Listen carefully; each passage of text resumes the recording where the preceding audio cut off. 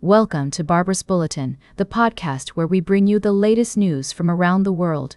We have a lot of ground to cover, so let's dive right in. We're starting with a developing story out of Haiti, where a senior defense official has been reportedly abducted in Port-au-Prince. According to multiple sources, James Boyard, the cabinet director at the Defense Ministry and Inspector General of Haiti's National Police, was seized by armed men on Thursday in the Bulletin neighborhood. This marks a significant escalation in the targeting of senior officials in Haiti, where gangs have tightened their hold over the capital.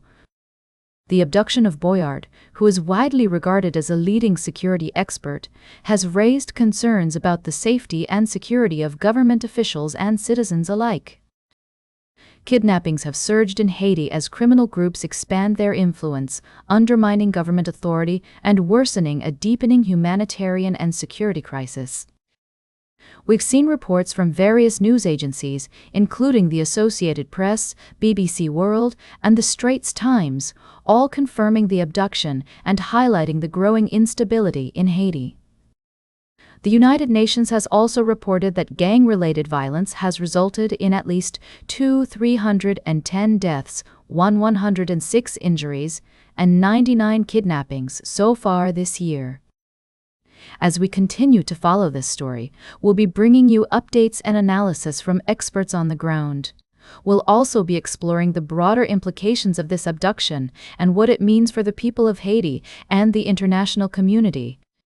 We'll be right back with more of today's top news on Barbara's Bulletin. Welcome back to Barbara's Bulletin. We're diving into a complex and thought-provoking topic that's been making headlines around the world. In recent days, we've seen protests and demonstrations in Italy and the UK centered around issues of immigration and far-right ideologies. In Italy, a far-right protest called for the remigration of migrants, with some demonstrators demanding the forced expulsion of both illegal and unassimilated legal immigrants. This rally was led by a retired general, Roberto Vanacci, who has launched a new far-right party called Futuro Nazionale. Vanacci's party is polling at around 4.5% and is gaining MPs, which could potentially challenge Italy's hard-right government and complicate Prime Minister Giorgia Meloni's re-election bid. Meanwhile, in the UK, anti-immigrant protests have been reported in several cities, including Glasgow, where a mosque was targeted and worshippers were forced into lockdown.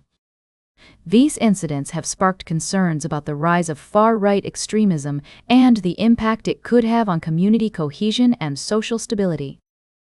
It's essential to approach these issues with nuance and understanding, recognizing the complexities of immigration policies and the need for balanced discussions.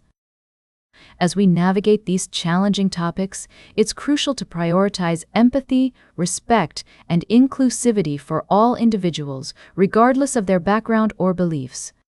As we continue to monitor these developments, we'll provide updates and insights to help you stay informed. For now, let's take a moment to reflect on the importance of promoting understanding and addressing the root causes of social unrest. Welcome back to Barbara's Bulletin, as we bring you the latest updates on the G7 summit in Evian, France, and the related protests in Geneva, Switzerland. Thousands of anti-G7 protesters are expected to rally in Geneva today, under a heavy police presence, denouncing fascism and imperialism. The authorities have permitted a march around a lengthy loop on the north side of the city, well away from the city center and its luxury boutiques. The Swiss authorities have deployed a significant number of police and security equipment, with nearly 16,000 French police, gendarmes, troops, firefighters, and border guards also being deployed to ensure tight security.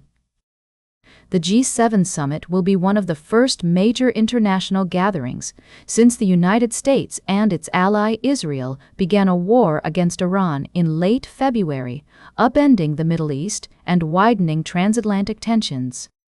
Speculation about a potential U.S.-Iran deal has raised expectations of a signing ceremony in Geneva, supported by a significant U.S. military presence. However, the deal remains uncertain, complicating predictions about the summit's outcomes.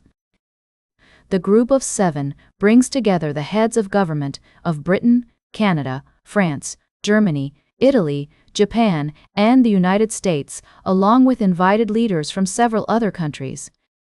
As we monitor the developments at the G7 summit and the protests in Geneva, it is essential to consider the complexities and nuances of international diplomacy.